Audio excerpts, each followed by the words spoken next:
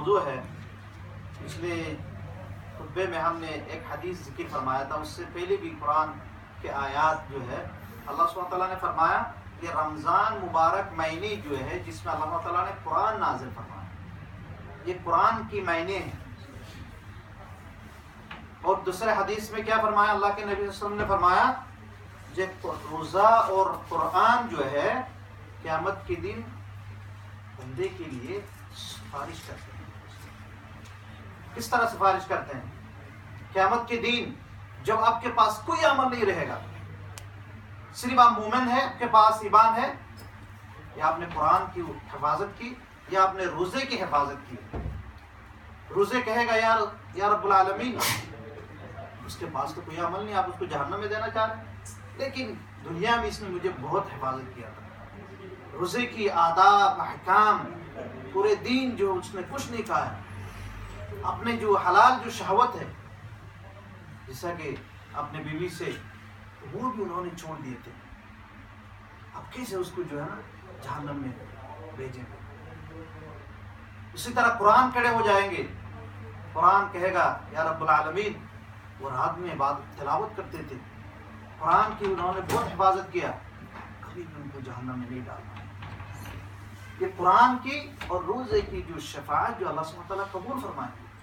اگر روزے کھڑے ہو جائیں اللہ کے سامنے، قرآن کھڑے ہو جائیں، یہ کبھی تصور نہیں کیا جا سکتا کہ اللہ تعالیٰ قرآن کو کہا تو چلے جا میں اس کو ڈال دوں۔ یہ ہمارے ابھی ہوتے ہیں نا، تو کیا کہہ رہے ہیں اس کو، میں تو جیل میں ڈال دیا، مار دیا، گولی کر دیا۔ اللہ کے نبی صلی اللہ علیہ وسلم فرما رہے ہیں یہ قرآن کی اور روزے کی سفارش جو اللہ سبحانہ تعالیٰ قبول فرمائے، کبھی ریجیکٹ نہیں ہے۔ اس لیے ہم نے ابھی یہ آج کی جو خطبے کی جو موضوع رکھا، یہ جو ہے قرآن کی فضیلت، قرآن کی تلاوت۔ قرآن میں دو پارٹ ہیں، ایک پارٹ جو ہے، پہلی پارٹ جو ہے تلاوت حکمیہ کہتے ہیں، مطلب حکم، قرآن پر ایمان رکھنا، قرآن کے جتنے احکامات ہیں اس کو سمجھنا، اس کے مطابق اپنی زندگی بنانا۔ قرآن جس چیز کو حلال کہا ہے اس کو اپنانا، جس کو حرام کہا ہے اس سے اجتناب کرنا۔ یہ انشاءاللہ دوسرے اور ایک دن ہوں گا۔ آج جو ہمارے ابتدائی طور پر جو قرآن کی تلاوت میں بھی جو فضیلت ہے، قرآن ریسائٹیشن میں بھی جو فضیلت ہے، قرآن پڑھنے میں جو فضیلت ہے، بچے جب مدارس وغیرہ میں جاتے ہیں شروع میں قرآن کی تلاوت سیکھتے ہیں، وہ پہلے ابتدائی ہے، اس کے بعد جاتے ہیں قرآن کی مفاہیم، معانی، قرآن سمجھنے کے لیے اگر لینگویج کی ضرورت ہو تو علوم القرآن، وہ بہت سارے ڈیٹیل ہے، اس میں پورا PhD بھی ہوتے ہیں، تو وہ تو بڑے چیپٹر ہیں، وہ تو مین ہے قرآن کی، تو لیکن قرآن کی تلاوت میں بھی بہت بڑی اجر ہے، بڑی فضیلت ہے جو دوسری کتابوں میں نہیں ہے، کیونکہ اللہ سبحانہ و تعالیٰ کی کلام ہے، اللہ سبحانہ و تعالیٰ کی میسج ہے، اللہ سبحانہ و تعالیٰ کی وارڈ ہے۔ آپ اس وارڈ کو صرف زبان میں آپ لائیں گے،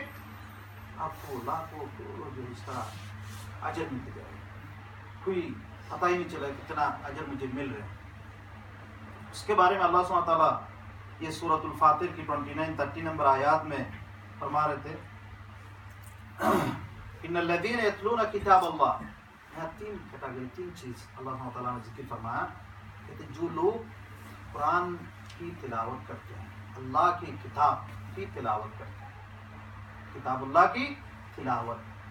ریسائٹ کرنا، پڑھنا، دوسرے جو نماز کو قائم کرتے ہیں اور اللہ کے راہ میں وہ ان دولت کو خرچہ کرتے ہیں جو اللہ تعالیٰ نے اس کو دیے ہیں، سرًا و علانیہ، بالکل سیکرٹ، کسی کو پتہ بھی نہیں، دائیں ہاتھ سے دے رہے ہیں اسے بائیں ہاتھ کو بھی پتہ نہیں، اس طرح بالکل چپکے سے بھی صدقہ کرتے ہیں، یا علانیہ، لوگوں کے پبلک سامنے، کبھی کبھی لوگوں کو انکریج کرنے کے لیے، دوسرے کو یہ جو ہے نا انفاق فی سبیل اللہ کی امپورٹنٹ، اس کو جو ہے نا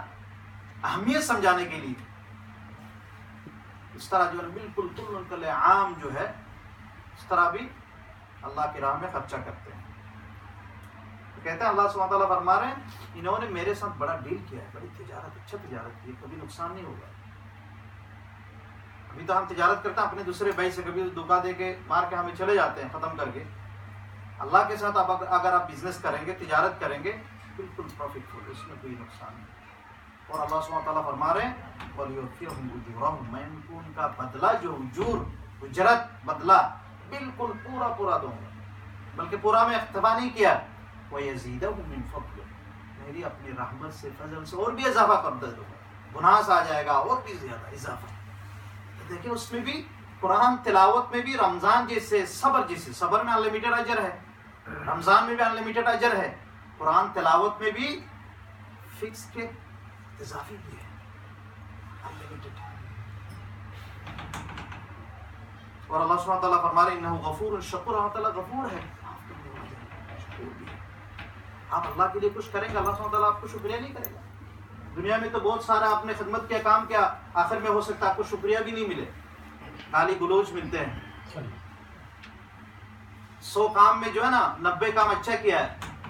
یا 100 میں 99 کام، اگر ایک بھی مسٹیک ہو جائیں تو اس کے لیے سب لوگ جو ہے، لیکن اللہ سبحانہ و تعالیٰ کے اگر آپ قرآن تلاوت کریں گے، عبادات کریں گے، روزہ رکھیں گے، ہمیشہ اجر پہ اجر ہے، ہمیشہ تھینکس، شکریہ ملے گا۔ یہ اللہ سبحانہ تعالیٰ ہمیں سکھا رہے ہیں اسلوب، آداب۔ اس کے بعد یہ جو فرمایا تھا قرآن کی 2 پارٹ، ایک جو ہے قرآن کی جو تلاوت ہے، لفظی جو ریسائٹیشن ہے، اس میں ہم نے 2-3 حدیث شریف ذکر فرمایا تھا۔ ایک حدیث اللہ کے نبی صلی اللہ علیہ وسلم نے فرمایا خیرکم من تعلم القرآن وعلمہ، ان میں سے وہ انسان بہتر ہے جو قرآن کو سیکھتے ہیں اور سکھاتے ہیں۔ مدرس بننے کے لیے، استاد بننے کے لیے پہلے سیکھنا ہوگا، اس لیے اللہ کے نبی صلی اللہ علیہ وسلم نے فرمایا تعلم القرآن، قرآن آپ سیکھیں، قرآن کی تلاوت سیکھیں، قرآن کی ریسائٹیشن سیکھیں، پھر وہ دوسرے کو آپ صحیح وہ تلاوت سکھا سکیں۔ ابھی الحمدللہ ہیرا مسجد میں قرآن کی کلاس ڈیلی چل رہا ہے، ڈیلی چل رہا ہے، 5 بجے سے لے کر 8 بجے کی جو کلاس ہے، ڈیلی قرآن کی جو ہے 1-1.5 گھنٹہ قرآن کی کلاس۔